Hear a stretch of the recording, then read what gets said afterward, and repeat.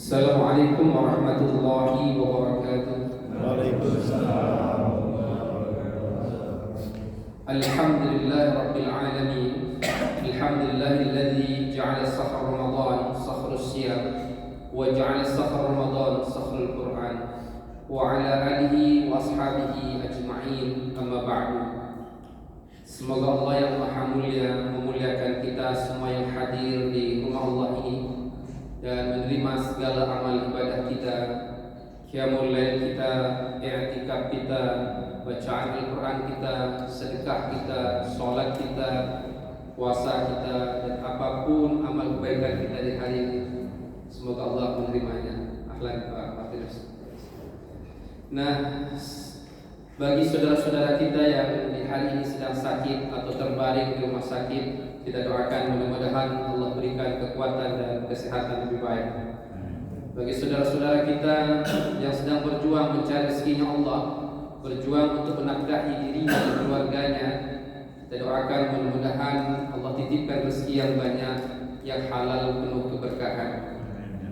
Bagi saudara-saudara kita yang sedang punya masalah rumah tangga, masalah keluarga, masalah bisnis, masalah apapun dalam hidupnya, semoga Allah berikan jalan keluar dari setiap persoalan hidupnya. Apa kabar Bapak Ibu sekalian, sehat di hari ini? Senang sekali ketemu Pak Martinus. Sudah lama enggak ketemu, malam ini ketemu lagi, dan Ustaz Arif, para pengurus sekalian, insyaallah luar biasa. Kita ketemu di malam hari ini, di malam ke-21, di malam ganjil. Mudah-mudahan Allah pertemukan kita dengan malam Lailatul Qadar yang khairun min alfi sahrin, yang jauh lebih baik dibandingkan setara pahalanya dengan 1000 bulan atau setara dengan 83 tahun. Bapak Ibu sekalian yang dirahmati oleh Allah, malam hari ini kita ngaji, tema kita adalah tentang Ramadan dan kiat sukses bisnis menurut Al-Quran. Bisa dibuka Al-Quran, yang punya Al-Quran, dalam surat Fatir ayat ke-29. Surat Fatir ayat ke-29 sebelum surat Yasin. Nah, Bapak Ibu sekalian yang dirahmati oleh Allah, biasanya dalam bisnis atau dalam persoalan usaha, tidak jarang kita selalu mengandalkan modal yang bersifat uang. Uang lagi. Kalau nggak punya uang, nggak jadi dagang, betul? Kalau nggak punya uang, nggak jadi bisnis. Jadi selalu mengandalkan uang dan uang. Nah, ada juga yang selalu mengandalkan kecerdasan otak. Ada juga mengandalkan kekuatan tubuhnya. Nah, ternyata di dalam Al-Quran tidak cukup hanya mengandalkan modal bersifat uang, tidak hanya cukup mengandalkan modal bersifat kecerdasan intelektual, tidak cukup hanya mengandalkan kekuatan tubuh. Ternyata Allah mengajarkan pada kita bersama ada satu cara untuk melobi Allah agar kemudian bisnis yang kita bangun, usaha yang kita bangun, kemudian Allah ridhoi, yang pada akhirnya membuat bisnis yang kita lakukan mendatangkan kesuksesan tidak hanya di dunia tapi mendatangkan kesuksesan di akhirat. Inilah yang dikatakan di dalam konsep ekonomi Islam dengan konsep falah oriented. Falah oriented itu adalah hayya 'alal falah, ayo menuju kemenangan. Dunia ini harus kita menangkan, tapi akhirat harus kita persiapkan. Bapak Ibu sekalian yang dirahmati oleh Allah, apa yang diajarkan oleh Allah agar kemudian kita tidak cukup hanya mati-matian, ya, sungguh-sungguh dalam bisnis, tapi juga sungguh-sungguh melobi Allah, sang pengatur bisnis, sang pembagi rezeki. Bagaimana caranya? Allah ajarkan kita dalam surat Fatir ayat 29. Bismillahirrahmanirrahim. Innal ladzina yatluna kitaballah wa aqamus shalah wa anfaqu mimma razaqnahum sirran wa 'alaniyah yarjuna tijaratan lan tabur. Di sini menjadi menarik bagi kita bersama. Ternyata ada 3 kiat yang Allah ajarkan kepada Ustaz Hendra dan kita bersama agar kemudian sungguh-sungguh, betul sungguh-sungguh, dan ini ada di bulan Ramadan. Apa 3 kesungguhan ini? Yang pertama adalah yatluna kitaballah, rajin baca Al-Quran. Insyaallah luar biasa. Ramadan itu adalah syahrul Quran, bulan Al-Quran. Jadi Masya Allah, yatluna kitab Allah, rajin baca Al-Quran. Pernah nggak kita membayangkan dulu ada beasiswa untuk para penghafal Quran bisa masuk UGM? Pernah membayangkan nggak? Ya pernah membayangkan kan? Anak-anak yang hafal Quran bisa masuk UIN Jakarta melalui jalur namanya jalur penghafal Al-Quran. Pernah nggak membayangkan itu? Tidak pernah. Jauh sebelumnya Allah sudah katakan, yatluna kitab Allah, rajin baca Al-Quran. Ya, ada beasiswa, ada banyak lagi hal-hal yang Allah siapkan untuk para penghafal Quran. Kenapa? Karena orang yang baca Al-Quran ini adalah keluarganya Allah di muka bumi. Kalau keluarganya Allah, mustahil Allah tidak menyiapkan rezeki untuk dirinya dan keluarganya. Jadi Masya Allah luar biasa. Yatluna kitab Allah. Bersahabat kita dengan manusia itu hanya sebatas kematian. Tapi kalau kita bersahabat dengan Al-Quran, tidak hanya sebatas kematian, sampai kelak ketemu Allah, dia akan menjadi sahabat, atau dalam bahasa anak muda sekarang namanya bestie. Bestie itu Pak, jadi menjadi bestie ya sampai kelak ketemu Allah. Kita berharap masuk surga melalui sholat, belum tentu. Boleh jadi niatnya nggak ikhlas. Kita berharap masuk surga melalui jalur sedekah, belum tentu. Ya, ada hati yang flexing namanya apa sekarang anak muda sekarang? Apa? Flexing ya, flexing pamer gitu kan, itu kan Masya Allah. Saya anda hafal ya istilah-istilah anak muda, ya harus hafal gitu. Nah, apa jalur yang bisa membuat kita bisa masuk surga dan mendapatkan kebahagiaan dunia akhirat? Yaitu jalur Al-Quran. Nah, jadi ini Masya Allah luar biasa. Al-Quran ini pertama adalah mau belajar dan mengajarkan Al-Quran. Khairukum man ta'allama Al-Quran wa 'allamahu, kata Rasulullah. Yang mau belajar Al-Quran dan mau pula mengajarkannya.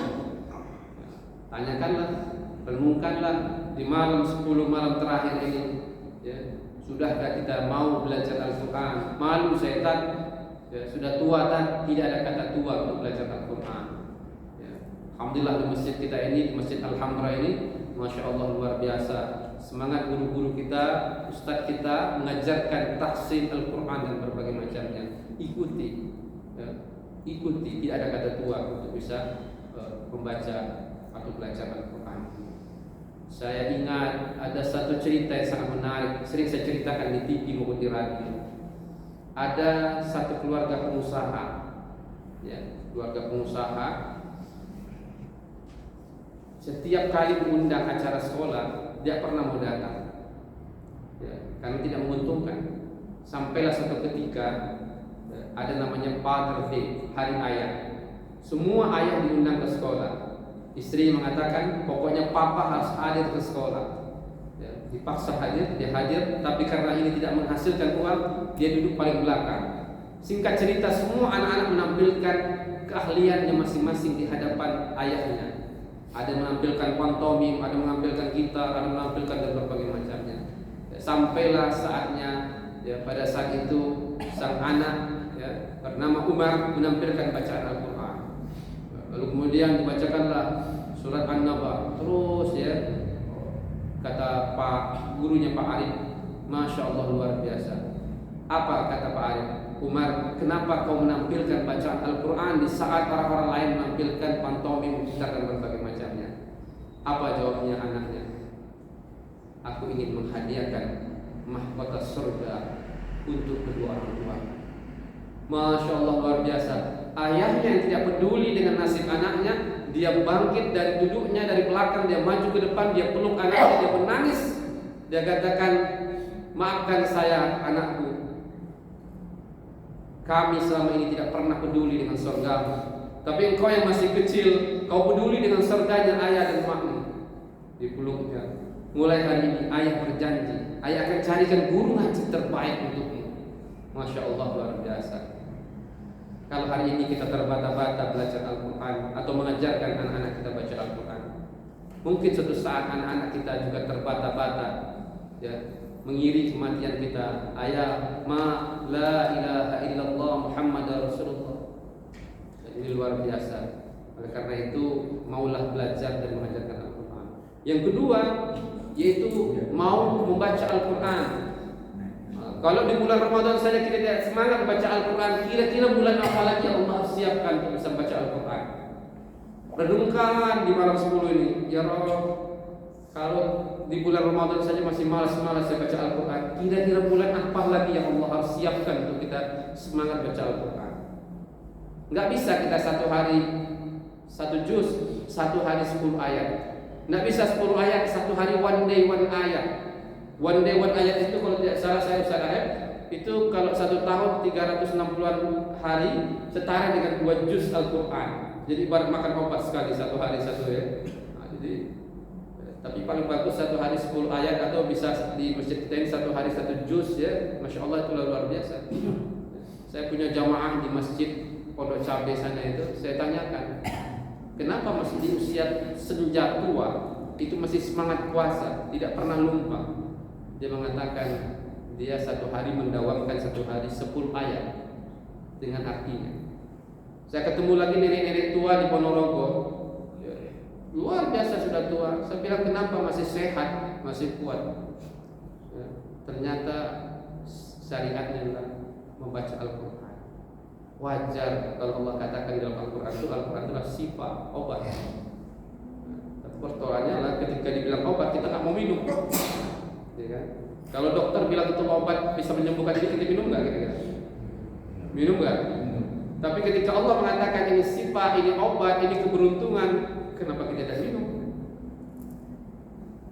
Masya Allah, luar biasa. Renungan untuk kita di malam 10 malam terakhir ini.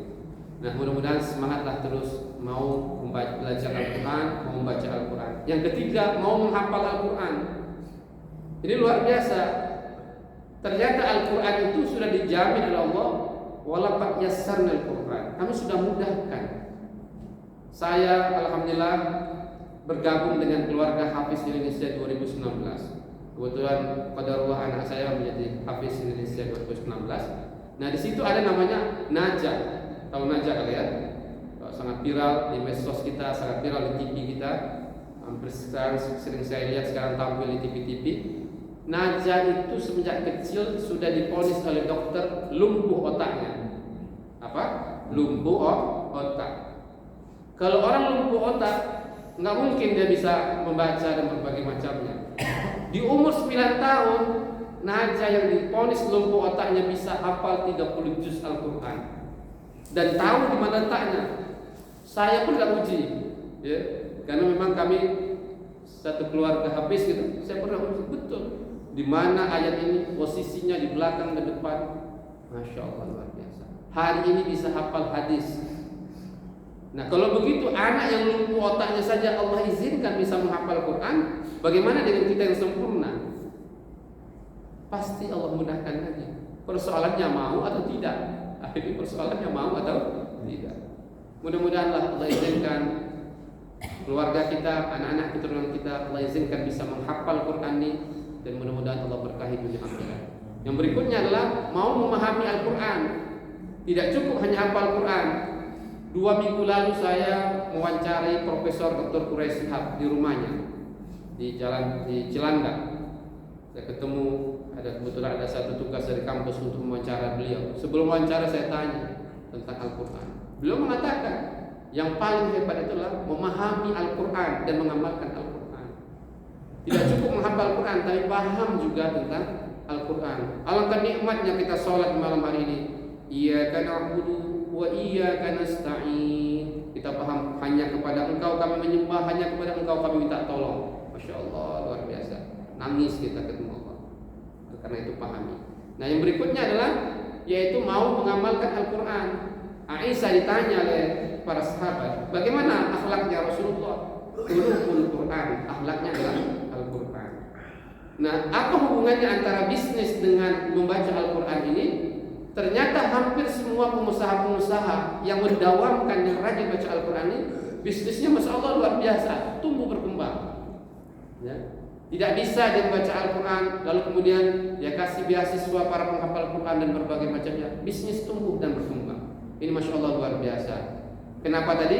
Karena orang-orang yang bersahabat yang mencintai Al-Quran adalah keluarganya Allah di muka bumi. Jadi mustahil Allah sia-siakan dari sisi bisnis.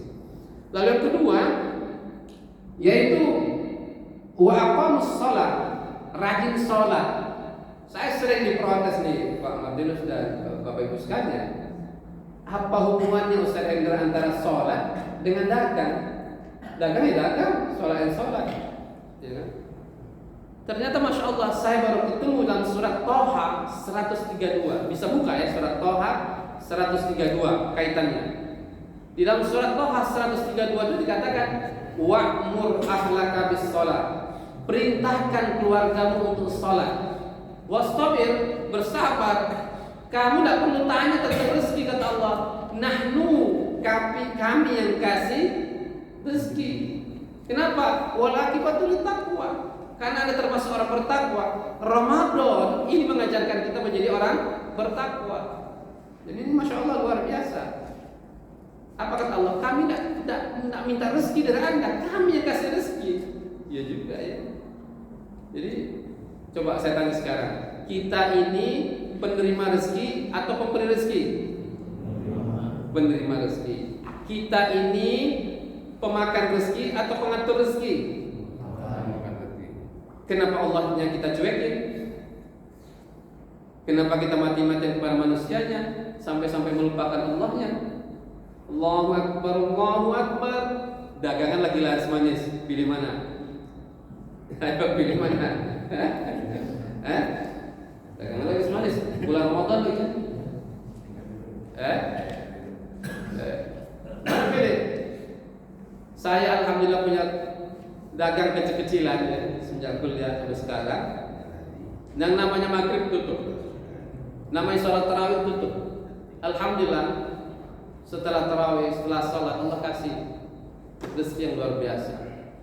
Saya belajar juga dari namanya ada seorang pengusaha ya, Mas Budi Harta. Pernah dengar nama Mas Budi Harta? Sering masuk TV juga. Mas Budi Harta ini dulu tukang las keliling dari satu rumah ke rumah lain.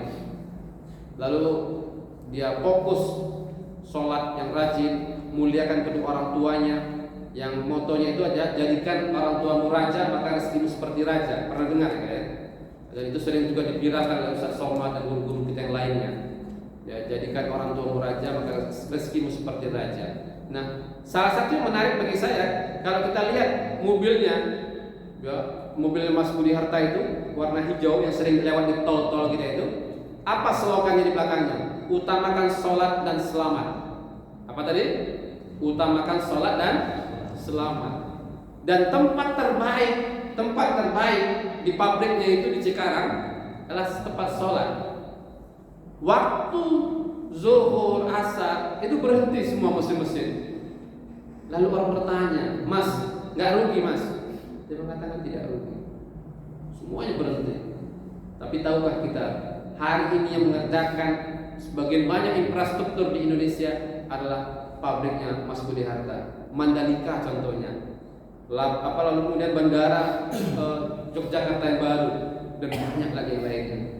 Ternyata betul apa yang dikatakan Allah dalam Al-Quran, ya, jagalah sholat maka Allah jaga kehidupanmu dan keluargamu. Sempurnakan sholat, Allah sempurnakan rezekimu.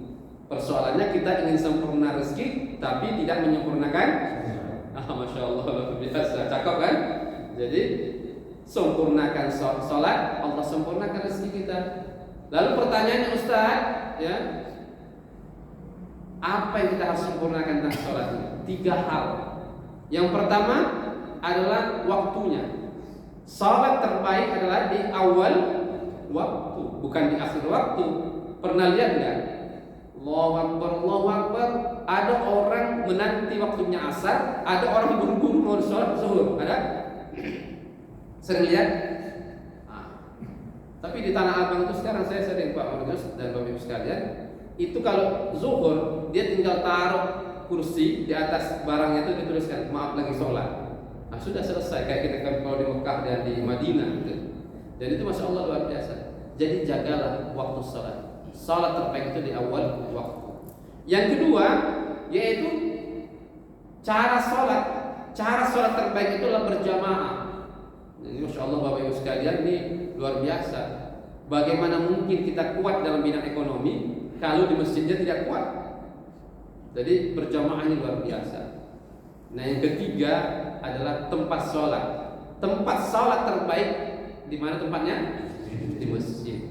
Alhamdulillah, masjid kita alhamdulillah ini luar biasa. Saya terus ikuti medsosnya, alhamdulillah luar biasa.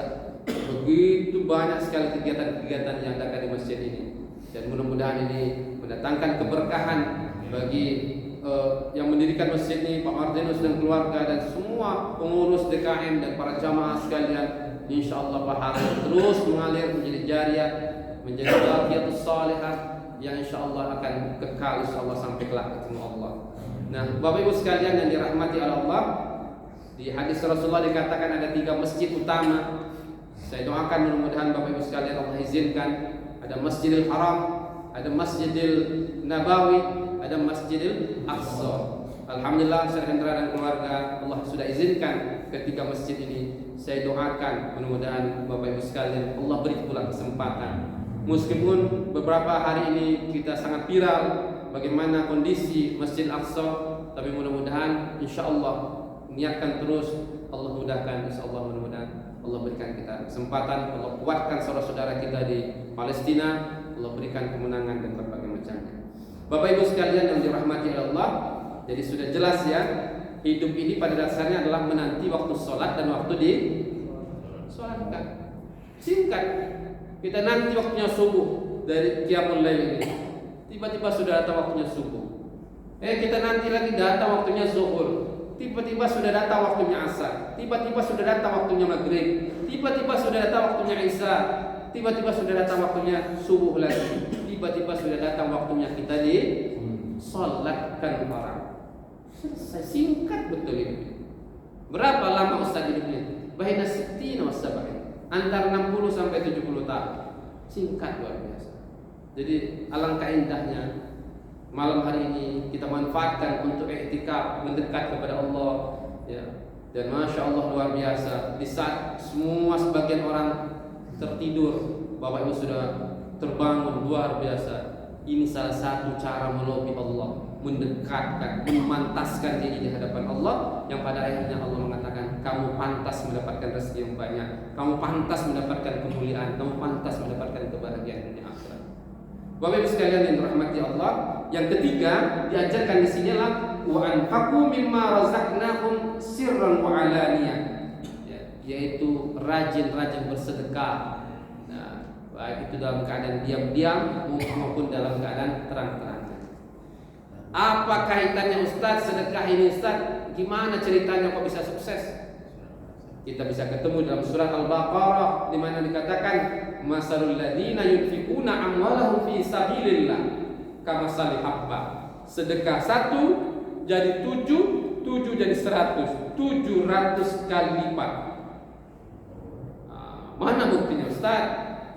Ya, anakmu sehat, istrimu sehat, keluargamu sehat, kau bisa bekerja dan berbagai macamnya, Masya Allah, tidak bisa terbayar. Berapa tuh saya 263 267 apa ya? Sebentar guys, sudah paham itu 267, coba 267 ya Pak? Lupa saya. Masalul ladzina yunfiquna 267 ya senang saya. Nah, kalau nomornya Al-Baqarah 2 berapa? Masalul ladzina yunfiquna amwalahum fi sabilillah. 265 ya? Sudah ketemu? Nah, coba bisa dibuka para jemaah sekalian. Ketemu Pak Mas. Masalul ladzina yunfiquna. Iya. 265 apa 261? 265. 261 ya? Masalul ladzina yunfiquna amwalahum fi sabilillah. 265. Iya.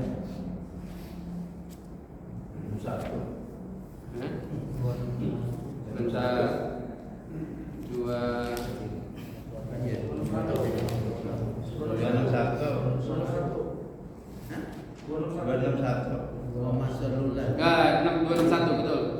Masalul ladzina yunfiquna amwalahum fi sabilillah 261. Ya. Al-Baqarah 261. Nah, jadi di situ jelas sekali ya. Masalul ladzina yunfiquna amwalahum fi sabilillah kamasali habba. 1 jadi 7, 7 jadi 100. 700 kali lipat. Kalau bank berapa berani beri sama kita? Bank cuma berani anggaplah 7% kalau deposito itu. Bagi dengan 12 bulan itu ekuivalen dengan 0,5%. Itu artinya kalau kita taruh uang kita sama manusia, manusia cuma berani bayar 0,5%. 1 juta 5.000 rupiah, ya kan? Tapi Allah memberinya 1 juta dibayar 7 juta. Masya Allah luar biasa. Masya Allah luar biasa. Nah semangatlah terus berbagi ini. Apalagi Ramadan itu adalah bulan berbagi. Ustaz, apa yang bisa kami bagikan Ustaz? Yang punya ilmu berbagilah dengan ilmunya. Yang punya harta berbagilah dengan hartanya. Apa yang bisa kami lakukan? Takjil berbuka puasa, sahur, ya, dan berbagai macamnya. Sebentar lagi mau lebaran, ya. Bahagiakan saudara-saudara kita yang terbatas secara ekonomi. Allah bahagiakan kehidupan kita dan keluarga. Apalagi Ustaz yang punya tenaga dengan tenaganya. Jadi para sahabat Nabi itu ada yang masuk surga dengan macam-macam. Ada yang masuk surga dengan ilmunya, ya. Contohnya adalah Ali bin Abi Thalib babul ilm. Ada yang masuk surga dengan hartanya. Contohnya siapa? Ayo. Abdurrahman bin Auf, Utsman bin Affan, Abu Thalha, dan banyak lagi sahabat-sahabat Nabi yang lainnya. Tapi ada juga yang masuk surga dengan tenaganya. Siapa? Umar masuk surga karena kepemimpinannya, ya. Umar, lalu banyak lagi sahabat-sahabat lain. Dengan tenaga, ada yang tahu? Siapa masuk surga dengan tenaga?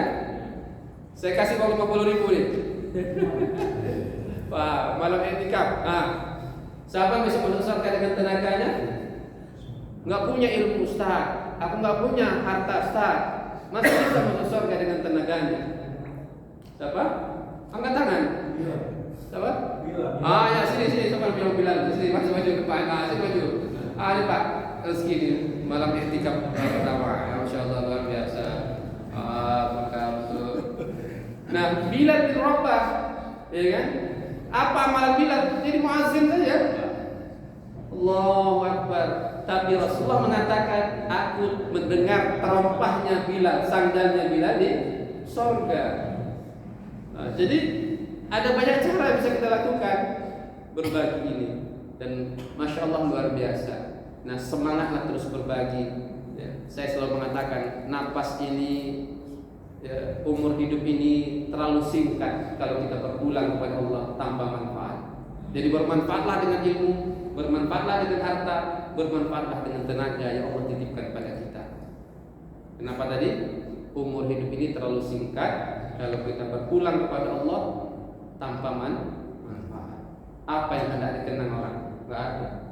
Nah, oleh karena itu semangat terus berbagi. Nah, saya sering ceritakan sedekah itu 2 manfaatnya. 1 menolak bala, yang kedua menambah rezeki. Menolak bala apa contohnya Ustaz? Ada 1 bis semuanya terjadi kecelakaan pada Allah. Ada 2 anak muda yang selamat. Ditanyakan apa amalanmu? Amalan sederhana. Sebelum dia berangkat dari pulang kampung dan berbagai macamnya, dia bersedekah. Ya. Masih ingat viral di Kalimantan dulu pernah, ya, yang sore hari Jumat itu ada mobil tronton. Ada 1 motor selamat suami istri. Ternyata di di motornya itu masih tergantung makanan yang ingin dia berikan sedekah. Terakhir viral di Simpruk, warteg belakang terbakar, kiri terbakar, kanan terbakar, selalu. Lalu orang tanya, Mbak, apa rahasianya? Ternyata setiap hari Jumat dia memberikan nasi Jumat berkah kepada tukang ojek dan berbagai macam. Semakin yakin kita, dilihat tidak dilihat sama manusia, Allah pasti dibalas, tidak dibalas sama manusia, Allah pasti balas. Jadi, masya Allah luar biasa. Jadi ada 2 tadi manfaatnya adalah menolak bala, yang kedua menambah rezeki. Masya Allah luar biasa. Di ujung ayat dikatakan ini adalah kalau kita lakukan 3 amalan ini, dan ini merupakan amalan Ramadan juga, yaitu rajin membaca Al-Quran, rajin sholat, dan rajin bersedekah, maka kata Allah di dalam surat Fatir ayat 29 ini, yarjuna tijaratan lan tabur. Mereka itulah yang mengharapkan bisnis yang tidak pernah merugi. Artinya apa? Dunianya dia dapat, akhiratnya dia dapat. Saya pikir itu mudah-mudahan bermanfaat. Tapi tentu nanti ada pertanyaan, tapi saya langsung bahas aja lah. Ustaz, dia bilang, ada orang tetangga saya tidak pernah sholat, tidak pernah ngaji, tidak pernah sedekah, tapi rezekinya lancar. Pernah tanya gitu nggak? Pernah protes gitu nggak? Pernah. Itu namanya bukan nikmat, itu namanya istidroj. Di mana ketemunya Ustaz Hendra ayatnya? Di dalam surat Al-Qalam ayat 4 kalau saya. Al-Qalam 4 ya saya, sama Al-An'am ya 44 juga. Coba kita buka sekarang di Al-An'am 44. Ada yang mau baca? Al-An'am 44 saja. Di dalam surat Al-An'am 44 itu dikatakan oleh Allah ya, falamma, ada yang mau baca? Nah, coba baca artinya. Silakan Pak. Maka ketika mereka melupakan peringatan yang telah diberikan kepada mereka. Stop sebentar. Falamma, dan tak kala mereka melupakan ya peringatan, disuruh ngaji tidak mau ngaji, disuruh sedekah tidak mau sedekah, disuruh sholat tidak mau sholat. Ya, terus Pak. Dan kami pun membukakan semua pintu dalam kesenangan. Nah, stop. Patahna alaihim, bukan ditutup pintu rezekinya. Semakin kita maksiat, semakin kita meninggalkan Allah, Allah nggak tutup pintu rezekinya, malah Allah buka pintu rezekinya. Hebat Allah ya, sayang Allah pada kita. Jadi itu luar biasa. Ketika kita meninggalkan Allah, malah Allah buka pintu rezekinya. Terus Pak. Sehingga ketika mereka bergembira dengan apa yang telah diberikan kepada mereka. Hatta idza farihu, ketika itu mereka gembira, bisa flexing, bangga dengan tas bagus dan berbagai macamnya kan, bisa jalan-jalan, ya bisa healing-healing bahasa anak muda sekarang dan berbagai macamnya. Terus Pak, kami siksa mereka secara tiba-tiba. akhosnahum baghtatan. Maka ketika itu mereka terdiam dan putus asa. Oh my God, kenapa begini ya? Kok bisa jadi gini ya? Kok bisa langsung di penjara ya? Kok bisa macam-macam lah kira-kira pertanyaannya. Kalau begitu itu nikmat atau tidak? Tidak. Itu namanya istidroj. Mana kata-kata istidrojnya saya di sini? Kita bisa lihat kata istidroj itu berada di dalam surat Al-Qalam 44. Coba baca Al-Qalam 44. Di situ ada kata istidroj. Sanastadrijuhum min haitsu la ya'lamun. Ini menjadi menarik. Kalau orang bertakwa yang melaksanakan ibadah Ramadan ini, Allah berikan rezeki min haitsu la yahtasib. Allah antarkan rezekinya dari sisi tidak pernah dia duga. Surat Tolak ayat 23. Tapi orang yang melakukan istidroj, Allah ambil rezekinya min haitsu la ya'lamun, dari sisi yang tidak pernah dia duga. Menarik ya. Jadi di sini luar biasa. Dan sudah saya jawab. Saya pikir itu kalau ada beberapa hal yang ingin dipertanyakan, yang ingin diperkuat, silakan.